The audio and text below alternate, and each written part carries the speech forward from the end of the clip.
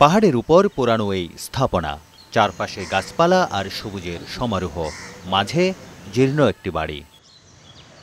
প্রকৃতির মাঝে বিশাল আয়তনের জায়গা জুড়ে নির্মিত এই বাড়িটি একটি হাসপাতাল।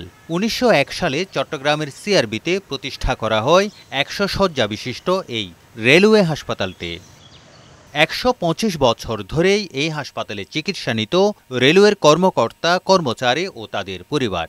তবে এবার সর্বসাধারণের চিকিৎসার জন্য উন্মুক্ত করা হয়েছে এই হাসপাতাল।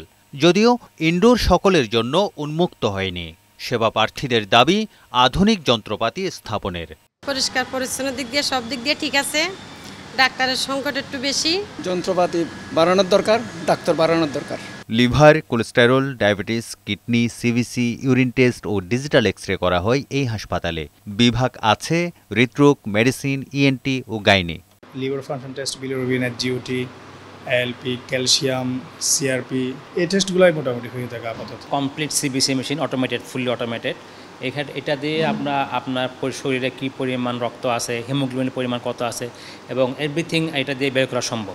সকলের জন্য উন্মুক্ত হলেও এখনও নেই পর্যাপ্ত চিকিৎসক, নার্স, টেকনোলজিস্ট সহ প্রয়োজনীয় জনবল। তবে এসব পূরণ করা হচ্ছে বলে জানায় হাসপাতালে কর্মরতরা। খুব ভালো করে আউটডোরটা চালু হয়েছে, অনেকগুলো রুগীও হইতেছে, সেবাও হইতেছে, খুব ভালো মানের চিকিৎসা চলতেছে বর্তমানে। চট্টগ্রামের প্রাণকেন্দ্রে অবস্থিত এই হাসপাতালটিতে আধুনিক সরঞ্জাম ও চিকিৎসক বৃদ্ধি করলে চিকিৎসা সেবায় গুরুত্বপূর্ণ ভূমিকা রাখবে বলে মনে করেন সংশ্লিষ্টরা। এই যন্ত্রপাতিগুলো দরকার ইনস্ট্রুমেন্ট চিকিৎসার জন্য, সেগুলো পরিপূর্ণভাবে ব্যবস্থা করলে এবং যদি লোকবল সংকট থাকে তাও যদি ব্যবস্থা করা হয়, ইনশাআল্লাহ আমরা ভালো সেবা দিতে পারবো বলে আশা রাখছি। তারেক শিকদার, বৈশাখী সংবাদ, চট্টগ্রাম।